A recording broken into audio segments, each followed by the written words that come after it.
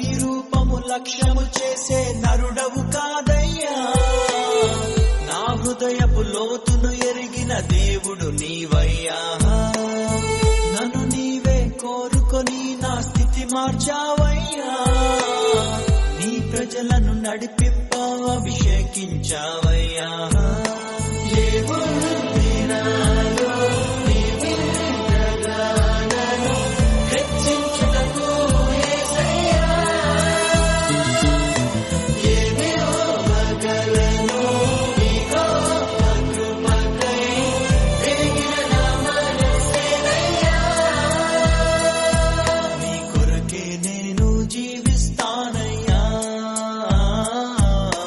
ప్రేమను కథగా వివరిస్తానయ్యా,